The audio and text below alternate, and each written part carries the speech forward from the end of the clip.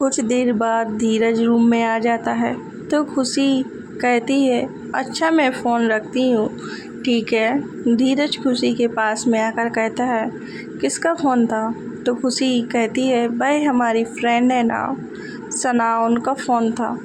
धीरज कुछ नहीं कहता और बेड पर लेट जाता है। तो खुशी कहती है, आपसे एक बात करनी थी। कहें आपसे? धीरज कहता है, बोलो क्या बोलना है।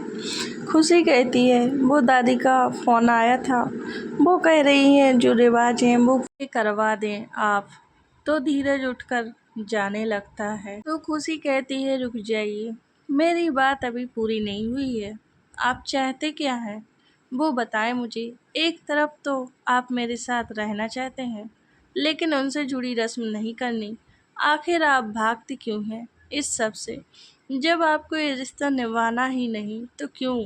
मैं जानती हूँ आप रोहिणी जी को प्यार करते हैं लेकिन आपने बड़ों की खुशी के लिए हम कर सकते हैं ये सब रस्म रिवाज। तो धीरज कहता है, देखो ऐसी कोई बात नहीं है, मैं इन सब रस्मों को मानता नहीं हूँ, बस यही वजह से। और तुम क्या बार बार रोहिणी को बीच में लेकर आ जाती हो?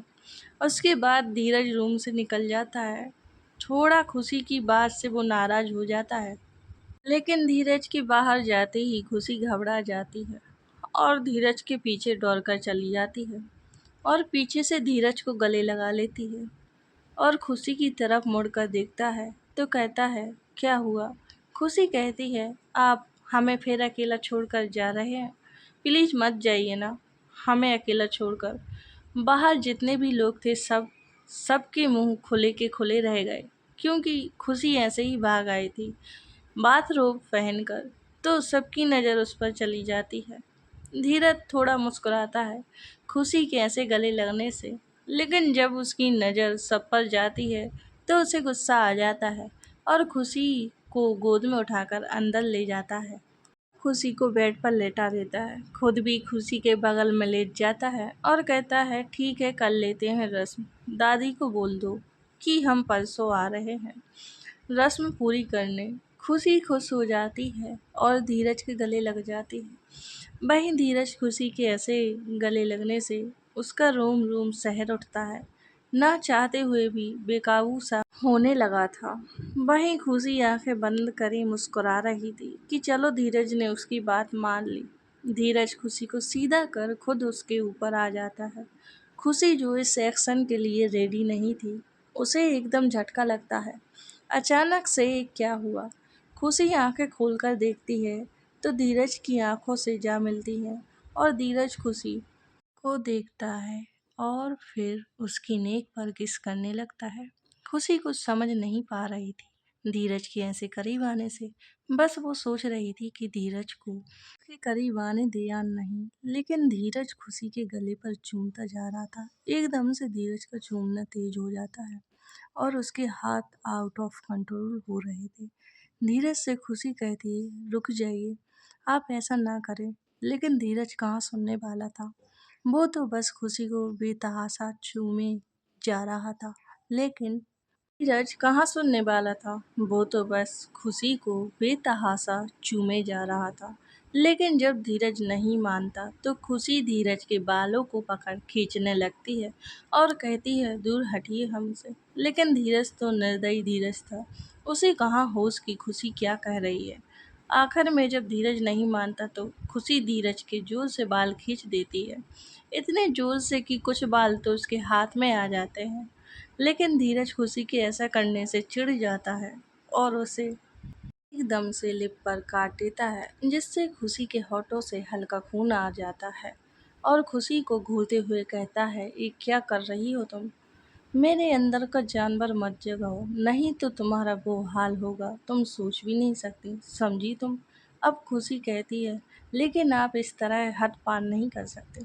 कब तक आपका रिश्ता और मेरा फासला कम नहीं होता? अभी तक आपने रोहिणी और अपना सच नहीं बताया, तब तक दूर रहें आप हमसे, जब तक आप सच नहीं बता देते। लेकिन धीरज खुशी की बात को इग्नोर कर खुशी को फिर एकदम करीब कर लेता है और कहता है, मुझे कोई फर्क नहीं पड़ता तुम क्या चाहती हो, लेकिन जो मैं चाहता हूँ वो तो मैं हासिल करके ही रहता हूँ। निर्दयी धीरज खुशी को अब अपनी बाहों में भर प्यार करने लगता है और खुशी के करीब जाकर कहता है, आज मैं हमारी बीच की दूरी खत्म कर दूंगा। लेकिन खुशी कहती है, नहीं, आप ऐसा कुछ नहीं करेंगे। मैंने कह दिया, जब तक हमारा फैसला नहीं हो जाता तब तक ऐसा कुछ नहीं। अगर आपको रोहिणी जी को चुनना पड़ा तो मेरा क्या होगा? आपको तो सब मिल जाएगा, लेकिन मैं क्या करूँगी? ऐसा कहते वक्त उसकी आंखों में आंसू आ जाते हैं। लेकिन धीरज कहता है, मैंने तुमसे कहा था ना, इस बारे में मुझे बात नहीं करना। लेकिन खुशी कहती है, मुझे करना है। ऐसे में मेरी जिंदगी का क्या? आपने कभी सोचा है? आप तो अपनी भूख शांत कर बस इतना बोल ही पाई थी कि उसकी चीख निकल गई। चीख पूरे कमरे में गूंज जाती है, क्योंकि धीरज ने खुशी की गर्दन पर जोर से बाइट कर दिया था। और गुस्से से लाल आंखें धीरज की, जो खुशी को देख रही थी।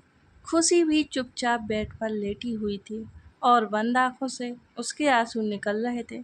जालिम धीरज यहीं नहीं रुका और वापस से खुशी को किस करने लगता है, लेकिन इस बार किस बहुत तेजी से कर रहा था, जो उसका जोश बढ़ा रही थी और गुस्से से भी। खुशी में ये सब सहने की हिम्मत नहीं थी, लेकिन खुशी कुछ बोलती उसकी अब इतनी हिम्मत नहीं थी। इसलिए उसने ही हार मान खुद को धीरज के हवाले कर दिया। धीरज ने खुशी को एक झटके से उठाकर उसके कपड़े उतार कर फेंक दिए। धीरज आगे जैसे ही बढ़ता, खुशी की तो जैसे रूह ही कांप गई कि अब क्या होगा उसका। उसको इस बात से सदमा सा लग जाता है और वो से सख्ते बेहोश हो जाती है। लेकिन धीरज यही नहीं रुकता। वो उसके बेहोश होने पर भी अपनी हाथ पार करने की पूरी कोशिश करता है, क्योंकि उसका खून तो गर्म हो चुका था। उसे तो सनक हो चुकी थी। वो कुछ करता कि दरवाज़ा नॉक होता है। उसकी आवाज़ से वो एक गुस्से में आ जाता है। उस वक्त वह पूरे जोश में था, इसलिए उसे किसी का दखल देना ऐसा लगा कि किसी ने उसके दिल पर बंदूक चला दी हो। खुशी बेहोशी पड़ी थी। उसके ऊपर से उठकर देखता है खुशी को और कहता है, आज तुम फिर बच गई। एक भौहें उठाते हुए बोला और खुशी को कवर कर देता है। बाहर जाकर गेट खोलता है और देखता है कि सामने टाइगर था। धीरज गुस्से से, तुम, क्या हुआ? वो रोहिणी मैडम आपको पागलों की तरह ढूंढ रही हैं।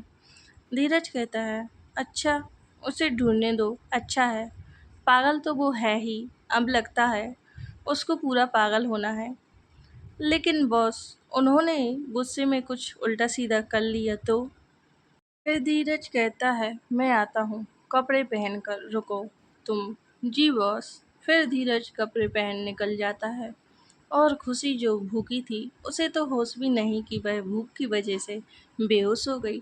उसने कुछ खाया नहीं था, जिस वजह से वो जल्द ही बेहोश हो चुकी थी। एक तो खाली पेट और धीरज का टच करना उसको टॉर्चर के बराबर था। धीरज निकल चुका था, लेकिन खुशी को होश नहीं आया। धीरज रोहिणी के पास जाता है तो रोहिणी कहती है, कहाँ थे तुम? मैं पागलों की तरह ढूंढ रही हूँ तुम्हें कब से। तुम्हें कोई फिक्र है या नहीं मेरी कि उस सो कोल्ड वाइफ के साथ? धीरज कहता है, नहीं रोहिणी, मैंने जैसा सोचा था वैसा नहीं। मैं तो सोचता था वो एक अच्छी लड़की है, लेकिन मेरी आंखों से पर्दा हट गया। वो तो एक रोहिणी अंदर ही अंदर मुस्कुरा रही थी और कहती है, क्या? धीरज कहता है, अब मैं क्या बताऊं? रोहिणी कहती है, क्या हुआ बेबी? तो धीरज सब बता देता है कि उसने क्या क्या देखा और कहता है, मैंने तो सोचा था मेरी दादी की दोस्त की बेटी है तो अच्छी लड़की होगी, लेकिन ये तो रोहिणी कहती है, देखा बेबी, एक मैं ही हूँ जो तुम्हारे अलावा किसी का सोचती तक नहीं हूँ। और धीरज को गले लग जाती है। तो धीरज कहता है, हाँ रोहिणी, तुम सही कह रही हो। और एक डेविल स्माइल देता है और मन में कहता है, जानता हूँ वो सब तुमने ही किया है, लेकिन तुम्हारा मैं अभी कुछ नहीं कर सकता। समय आने पर बताऊंगा तुम्हें। धीरज को उसका गले लगना कांटे की तरह चुभ रहा था, लेकिन चाहते हुए भी वो रोहिणी से कुछ नहीं कह सकता था।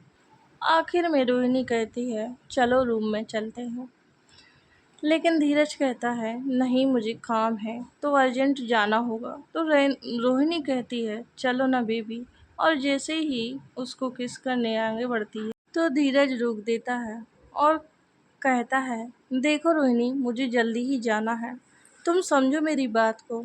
अगर तुम मेरे करीब आई तो मैं बहक जाऊंगा, लेकिन मैं चाहता हूँ अब हमारा रिश्ता आगे तभी बढ़े जब तुम मेरी पत्नी बनो। रोहिणी खुश हो जाती है। धीरज कोई खेल खेल रहा था रोहिणी के साथ। रोहिणी कहती है शादी, लेकिन कब? धीरज कहता है वो मैं बता दूंगा, चलो मैं जाता हूँ। रोहिणी खुश हो जाती है और कहती है चलो तो फाइनली तुम मान ही गए। वह तुम्हारी सुकुल बीवी, उसका क्या होगा वह तो मुझे नहीं पता, लेकिन अब तुम्हारी बीवी मैं ही बनूंगी। शादी होने के बाद तुम्हारी जायदाद की मालकिन बनूंगी।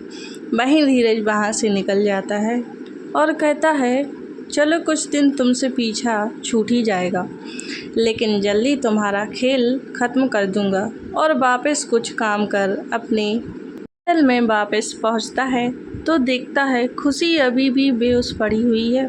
तो जल्दी से जाकर खुशी के पास जाता है और खुशी को जगाने की कोशिश करता है, लेकिन खुशी नहीं उठती। तो वह बहुत घबरा जाता है और फिर जल्दी से डॉक्टर को कॉल कर देता है और खुशी को कपड़े से कवर कर देता है। डॉक्टर जल्दी ही आ जाती है और खुशी को देखते हुए चेकअप करने के बाद कहती है मिस्टर कपूर, यह क्या ठीक से कुछ खा पी नहीं रही, इसी वजह बेहोश हो गई हैं। अभी मैं बॉटल लगा देती हूँ, कुछ देर बाद उनको होश आ जाएगा। बहुत ज़्यादा ध्यान रखिए क्योंकि यह बहुत कमज़ोर हो चुकी है। धीरज कहता है ठीक है, और कुछ दवाइयाँ देकर वह डॉक्टर चली जाती है। धीरज खुशी के पास बैठ जाता है और कुछ खाने के लिए ऑर्डर कर देता है। थोड़ी देर बाद खुशी को होश आ जाता है और उठकर बैठ जाती है और सोचने लगती है क्या मैं सपना देख रही थी, यह सच में हुआ था उसके साथ कुछ देर बाद धीरज कहता है चलो तुम खाना खा लो, मैंने खाना मंगा लिया है। खुशी कहती है आप नहीं खाएंगे क्या? धीरज कहता है नहीं। तो खुशी कहती है आप खा लीजिए ना प्लीज़ मेरे साथ। तो वह कहता है ठीक है और खुशी को खाना खिलाने लगता है और खुद भी खाना खा लेता है और खुशी को दवाइयाँ दे देता है। खुशी कहती है क्या हो गया था मुझे? तो धीरज कहता है कुछ नहीं, वीकनेस की वजह से तुम बेहोश हो गई थी, इस वजह से डॉक्टर को बुलाया था, वही दवा लेकर गई हैं, और अपने खाने पीने का ध्यान रखना। तो खुशी कहती है खाना था ही नहीं तो मैं क्या करती, आपसे कहने की मेरी हिम्मत ही नहीं हुई। धीरज कहता है इसमें क्या हिम्मत वाली क्या बात है, और तो सब कुछ तुम भूल जाती हो, लेकिन खाने की बात के लिए तुम बोल भी नहीं पाई। खुशी कहती है मैं क्या बोल देती हूँ? तो धीरज कहता है तुम्हें नहीं पता कितना बोलती हो तुम। तो खुशी कहती है मैंने कब कुछ कहा। धीरज खुशी के करीब आता है और कहता है जब भी तुम्हारे करीब आता हूँ तो तुम तो। खुशी कहती है आप खाना खा लीजिए फिर बात करते हैं। तो धीरज खाना खाने के बाद फ्री हो जाता है और खुशी से कहता है तुम आराम करो। खुशी कहती है आप कहाँ जा रहे हैं? धीरज कहता है कहीं नहीं, कुछ काम है तो जा रहा हूँ, तुम बेफिक्र होकर आराम करो, मैं आता हूँ, यहाँ कोई नहीं आएगा, यह मेरा प्राइवेट रूम है, इसका पता तुम्हें ही और किसी को नहीं। खुशी कहती है जल्दी ही आ जाना आप। धीरज कहता है मेरे होने ना होने से क्या फ़र्क पड़ता है तुम्हें, मैं कहीं भी जाऊँ, तुम आराम करो। खुशी कुछ नहीं बोलती और चुप हो जाती है और कहती है मैंने ऐसा तो नहीं कहा कि आपके ना रहने से मुझे फ़र्क नहीं पड़ता, आप तो मेरी जान हो, लेकिन आप ही नहीं समझते कैसे आपसे रिश्ता जोड़ लूँ जब इस रिश्ते का कोई भविष्य नहीं है। मैं नहीं चाहती प्यार किसी और से, और आप मेरे करीब आए, मैं आपके आगे हार जाती हूँ क्योंकि बहुत प्यार करती हूँ मैं आपसे, शायद आप नहीं। तो दोस्तों कहानी का भाग यहीं पर ख़त्म करती हूँ। तो आपको ये भाग कैसा लगा कमेंट में ज़रूर बताएं, और अगर ये भाग आपको अच्छा लगा है तो लाइक ज़रूर कर दें, और अगर आप चैनल पर नए हैं तो चैनल को सब्सक्राइब ज़रूर कर दें और बेल आइकन दबाना ना भूलें, ताकि आने वाली वीडियो आप लोगों को मिल सकें। Thanks for watching.